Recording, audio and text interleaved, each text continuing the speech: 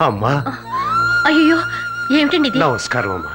నాకొక్కరితే కూతురు, దాన్ని ఒక నీచుడు మానభంగం చేసి చంపేశాడమ్మా. 3 ఏళ్లుగా చట్టం చేయలేని పనిని నీ కొడుకు 3 క్షణాల్లో చేశాడమ్మా. పేదలకు న్యాయం జరగాలని పోరాడే ఏకైక వ్యక్తి బోసమ్మ.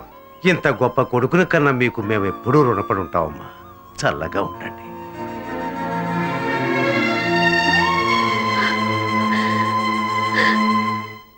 ఎంతో మంది గోస్ట్ రైటర్ల చేత చిన్న చిన్న ప్రేమ డైలాగులు రాయించుకుని లవ్ చేద్దాం అనుకుంటే ఈ సీన్ లో డైలాగులు కంటే సాంఘీ బెటర్ అని చెప్పి డ్యూటీ పోనీ హృదయం దోచుకెళ్ళిపోయాడే. ఇది ఎంతవరకు న్యాయం? గాడ్! పెద్ద పీసు శీలాలు అదానంగేసుకొని ఆశా బాస పాడేస్తోంది. దీనికేం తక్కువ లేదు. ఎక్కడికి వెళదాం అనుకున్నా, వెళ్ళమంటలేదే. ఇక్కడ ఒక్కడివి కూర్చుని ఏం చేస్తున్నావు? దండగా కూర్చుని ఛాన్స్ ఎక్కడ ఇచ్చారా? ఏంటి ఈరోజు ఏదో మంచి మూడ్లో ఉన్నట్టున్నావు? ఫ్లాప్ హీరోలో డల్గా కూర్చుంటే మంచి మూడా? సరే, ప్రాబ్లం ఏంటి? అసలు ప్రాబ్లమే నువ్వే కదరా. ఇలా చూడు, నేను నీ ఫ్రెండ్ని, ఏదైనా సరే దాచకుండా చెప్పు. నువ్వు ఫ్రెండువా? నా సినిమాకి కొబ్బరికాయ కొట్టు గుమ్మడికాయ కొట్టించి నువ్వు ఫ్రెండ్ కాదు, ద్రోహివి ద్రోహివి ద్రోహివి ద్రోహివి ద్రోహివి.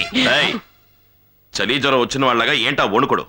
మనసులో ఉన్నదేదో నోటి వరకు వస్తోంది, దాన్ని బయటికి కక్కకుండా లోపలే మింగేస్తున్నావు. అలా మింగకు, పొట్ట పగిలి పోతావు. పోతానా? ఓపెన్ గా చెప్పు. నువ్వు అడిగా కాబట్టి నా హృదయాన్ని ఓపెన్ చేసి చెప్తా. డైలాగ్ పూర్తవకుండా వెళ్ళిపోతున్నాడు. ఈడు మన కామెడీ ట్రాక్ మాత్రమే పెట్టుకున్నట్టున్నాడు. రా బాబా. సుశీల, ఏంటమ్మా సడన్ గా? మా ముగ్గురిని ఆశీర్వదించన్నయ్యా. ఏ ముగ్గురేంటి? మీరు మామయ్య కాబోతున్నారు. అయితే నాకు మేనలుడా మేనకోళ్ళ? కంగ్రాచులేషన్స్. స్వీట్ ఏది? తీసుకొచ్చాను.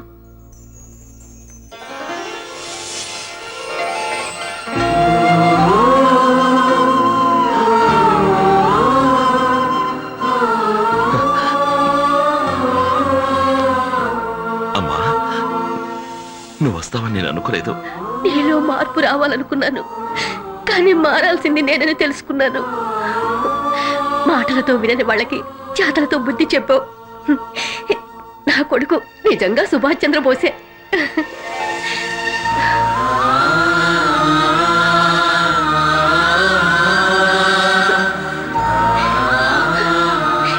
ఈ మంచి మనసుని ఇన్నాళ్ళు అర్థం చేసుకోలేకపోయాను.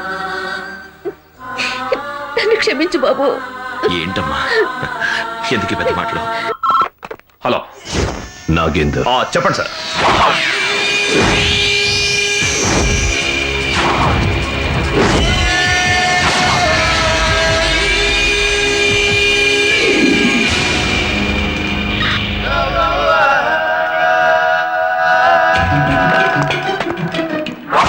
చెప్పు సార్, మీరు చెప్పిన పని చేయడానికి ఒకడున్నాడు. సిటీ మొత్తానికి ఈరోజు నంబర్ 1 దాదా. కమిట్ అవ్వడు. కమిట్ అయితే ఎలాగైనా పూర్తి చేస్తాడు. విశ్వాసంగా ఉంటాడు. ఎవరినైనా లేపేస్తాడు. కానీ ఎవిడెన్స్ ఉండదు. వాడికి అప్పచెప్తే దేవుడికి కూడా మీ మీద అనుమానం రానివ్వడు. పేరు బోస్. చెప్పావుగా, నేను చూసుకుంటాను.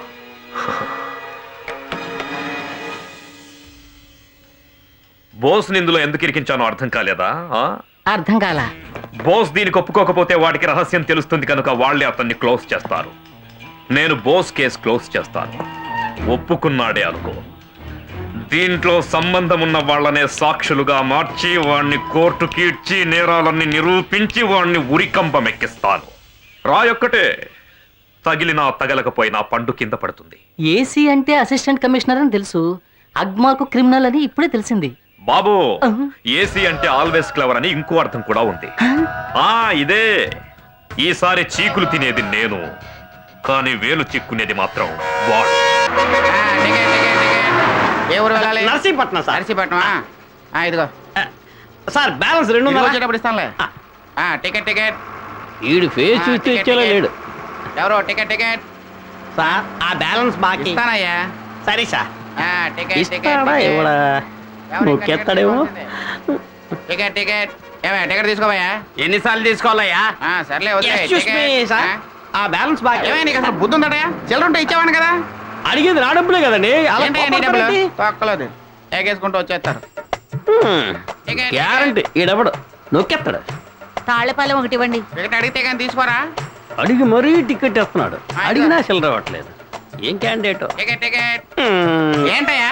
లేదు సార్ మర్చిపోతాను అని టచ్ చేశా. నేను ఎందుకు మర్చిపోతానయ్యా? బుర్రలేదేంటి? ఈ ఊర్లో నలుగురు దిగాలి, ఎవరది? నేనేనండి. ఇదిగా 7.5 రూపాయలు నువ్వు తీసుకొని మిగతా 2.5 ఇతను మొహాన్ని కొట్టు. లేవయ్యా. అమ్మయ్య ఏదో ఊపులు వచ్చేసాడు. ఎంత నస పెట్టబోతే ఇచ్చేవాడేంటి?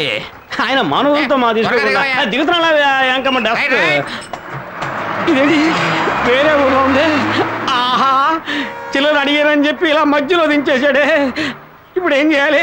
వీళ్ళ దగ్గర చిల్లర తీసుకుని ఇంకో బస్సు ఎక్కాలి, తప్పదు. వచ్చే సార్. ఏంటి వైన్ షాప్ లో దూరారు? బాలకృష్ణ సినిమాలో విలన్స్ లో ఉన్నారేంటి? ఈ రోజు నాకు యాక్షన్ సినిమా చూపిస్తారేమో. ఏంటి రాజనారాయణ అవుతున్నారు? సీన్ ఇంతవరకు బానే ఉందిగా. అవును, నీకు ఎంత ఇవ్వాలి? 2.5 సార్. బామర్దే నువ్వు అడుగు. అవును, నీకు ఎంత ఇవ్వాలి? 2.5 సార్. మామా నువ్వు అడగరా? అవును, ఎంత ఇవ్వాలి? 2.5 సార్. నువ్వు అడగరా? ఎంత ఇవ్వాలి? 2.5 అండి. నేను 2.5, ఈ 2.5, ఆ 2.5, ఈ 2.5 మొత్తం కలిపి 10 రూపాయలు ఇవ్వాలా? అయ్యో నేను చెప్పింది అది కాదండి. కొట్టాడు కొట్టాడు. నాకివాళ క్లైమాక్సే. అవును, నీకు ఎంత ఇవ్వాలి? ఏంటి ఈ సైడ్ నుంచి మొదలెట్టారు? 2.5 సార్. అవును, నీకు ఎంత ఇవ్వాలి? 2.5. అవును, నీకు ఎంత ఇవ్వాలి? 2.5 అండి. అవును, నీకు ఎంత ఇవ్వాలి? 2.5 అండి. అంటే ముందో 10 ఇప్పుడు 10 మొత్తం 20 ఇవ్వాలా నీకు? అయ్యో నేను అలా అనలే సార్. అమ్మ, అయ్యో, అమ్మ, అమ్మ. పోయినా? మళ్ళీ చేయరు సార్. ఎంత ఇవ్వాలి? 2.5. ఎంత ఇవ్వాలి? 2.5. ఎంత ఇవ్వాలి? 2.5. ఎంత ఇవ్వాలి? 2.5. ఓలు మొత్తం 30. ఇప్పటి వరకు మన దగ్గరికి వచ్చిన సమస్యలే మనం పరిష్కరించాం. మనం వెతుక్కుంటూ వెళ్ళలేదు. ఇప్పుడు నువ్వు వెళ్ళడం అవసరం అంటావా? వెళ్ళాలి. అమౌంట్ కొంచెం పెద్దది కదా, దానివల్ల మన ఆశ్రమానికి ఉపయోగం ఉంటుంది. పర్వాలేదు సుబ్బన్న అని నేను చూసుకుంటాను.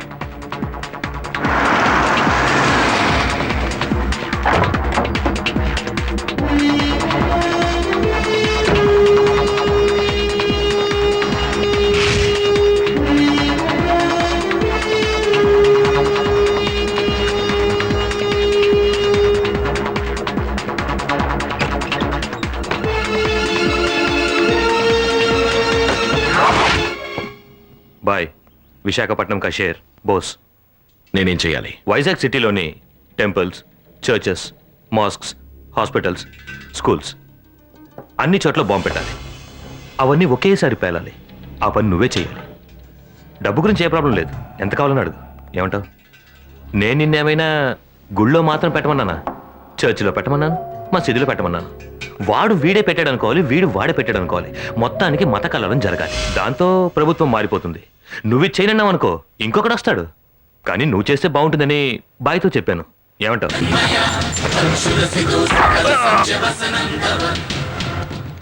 రే, ఈ దేశంలో ఉన్న హిందూస్, ముస్లిమ్స్, క్రిస్టియన్స్ అందరూ ఇండియన్సేరా, మీరు తప్ప.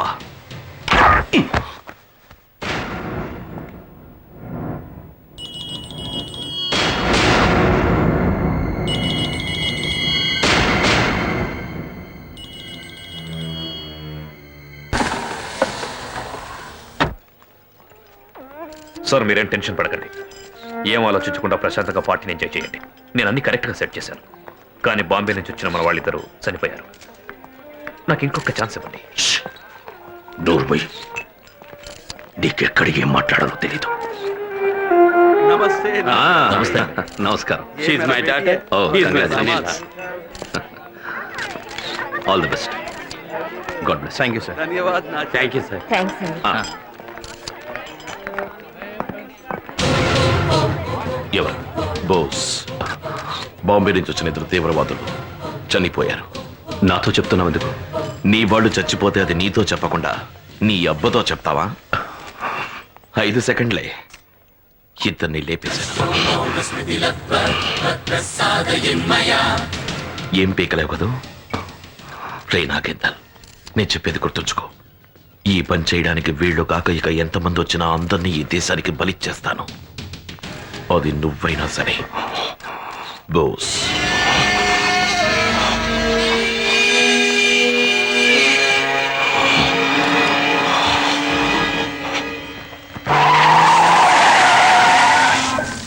చెప్పు.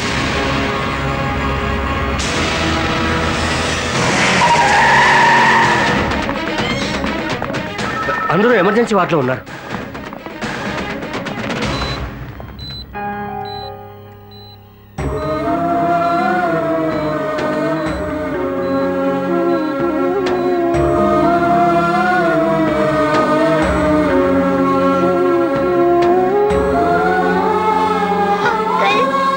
బాగా నొప్పిగా ఉంది అంకుల్. లేదమ్మా, తగ్గిపోతుంది. ఏం కాదు. అసలు ఏం జరిగింది? బోస్, హెవీ ఫుడ్ పాయిజన్ అయింది. ఇప్పుడే స్టమక్ వాష్ చేశాం, కానీ చాలా మంది కండిషన్ క్రిటికల్ గానే ఉంది. డాక్టర్, ఎంత ఖర్చైనా పర్వాలేదు, ఎవరికి ఏం కాకూడదు. We will try our level best. ఏం సుబ్బన్న ఇంత కేర్లెస్? లేదు బాబు, అందరూ సరదాగా మాట్లాడుకుంటూ భోజనాలు చేస్తున్నారు. నేను స్టోర్ రూమ్ దాకా వెళ్ళి వచ్చాను. వచ్చి చూసేసరికి అందరూ వాంతులు చేసుకుంటూ. పేషెంట్ లక్ష్మీ అమ్మగారు చనిపోయారు.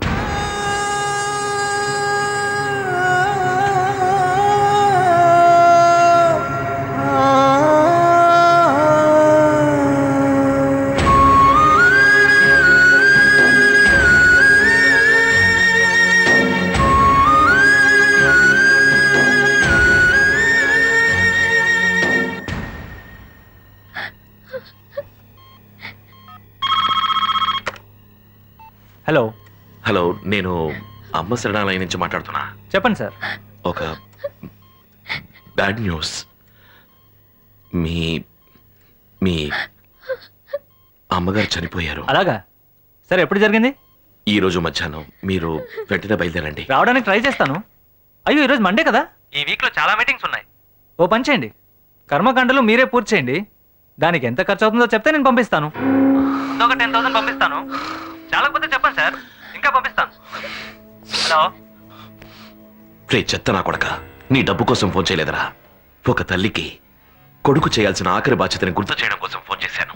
తనకి నువ్వు మంచి కొడుకువు కాదని నాకెప్పుడో తెలుసు, కానీ నువ్వు అసలు మనిషివే కాదని ఇప్పుడే తెలిసింది. కన్న తల్లిరా, ఇలా చూడు, నీకు ముసలితనం వస్తుంది, నీకు చావు వస్తుంది, నీకు పిల్లలున్నారు. అది మర్చిపోకు. ఈ జీవన తరంగాలలో ఆ దేవుని చదరంగంలో ఎవరికి ఎవరు సొంతము, ఎంతవరకు బంధము అని మహాకవి ఆత్రేయకర్ రాశారు. అది నిజమే సుబ్బన్న, ఎవరికి ఎవరు సొంతం కారు.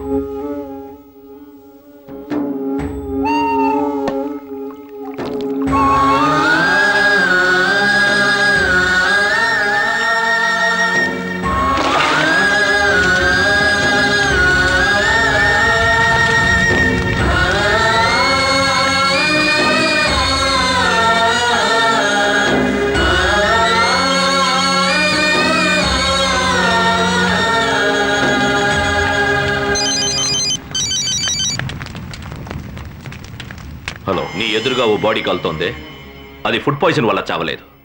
మా వాళ్ళు ఆశ్రమంలో పెట్టే భోజనంలో పురుగుల మందు కలిపారు. నాగేందర్రా, నేనిప్పుడు నీకు చూపించింది శాంపుల్ మాత్రమే. పోయింది ఒకరే కాబట్టి ఇంతటితో వదిలే, లేకపోతే ఒక్కరూ మిగలరు. ఆశ్రమాన్ని నడిపే నీకే ఇంతుంటే అధికారంలోకి రావాలనుకుంటున్న ఈ నాగేంద్రకి ఎంతుండాలి? అస్థికలు తీసుకొని ఆశ్రమానికి వెళ్ళు.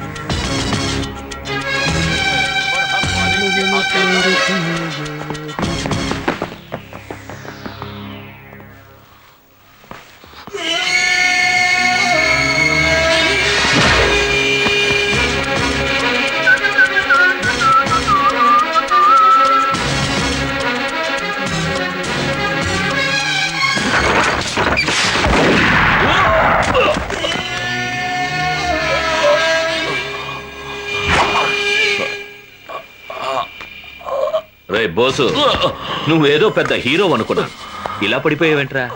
నువ్వు నన్ను చాలా తక్కువ అంచనా వేశావరా. అదే నువ్వు చేసిన తప్పు. రేయ్, మ్,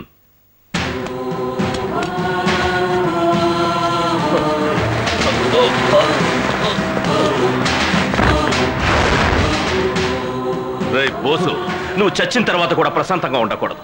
నేను ఎక్కడో పూడ్చిపెట్టకుండా ఇక్కడెందుకు పుడుస్తున్నానో తెలుసా?